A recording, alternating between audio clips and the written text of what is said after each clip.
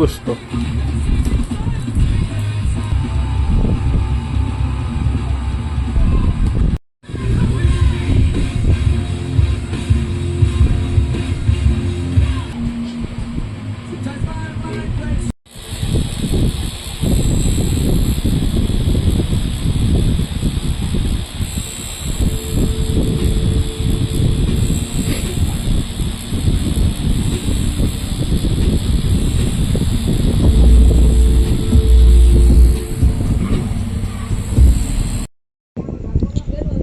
So, yun guys, bali first time kong magpatato dyan. Ang tagal, napakatagal, ilang taon ko nang dinanong magpatato, pero hindi ko masingit-singit kasi nga una, syempre nangihinayang sa gagastos ka, ngayon syempre imbis na pambili ng mga kailangan sa bahay, unahin yung pagkain, baon ng anak, allowance namin ni Mrs. Ganun din, so kaya hindi rin matuloy-tuloy. So ngayon finally natuloy na din guys. So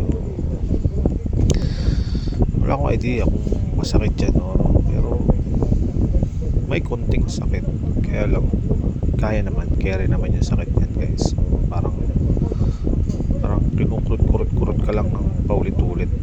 So, pero totoo pala yung sabi nila guys, na pag once na nagpatato ka daw, parang hahanap-hanapin mo. Ganun yung nararamdaman ko ngayon guys, nung nag-fully healed na yung sugat ng tattoo ko. Parang nakakita ko ulit magpatato. Ganun pala, kaya pala sabi ko, totoo pala na nakaka-addict magpatato. Maghahanap-hanapin ng balat mo, yung tusok, ganun. So ayun,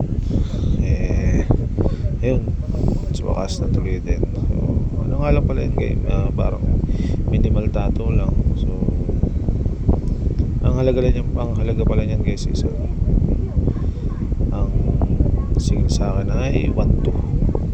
So dun sa 1.2, dahil okay naman siya, maganda naman, so nagdagdag ako, tinipan ko siya ng 200, bali 1.4 yung binayad ko sa akin guys. Yun nga pala, kung gusto nyo magpatato, yan, kay DM Direct na Pililla Rizal, Isaw ata o Pililla. Ayan, malupit dyan si DM.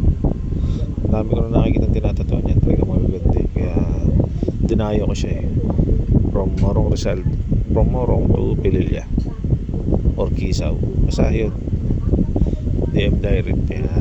So yun guys, finish na, ganda. So maraming salamat, thanks for watching, and please subscribe.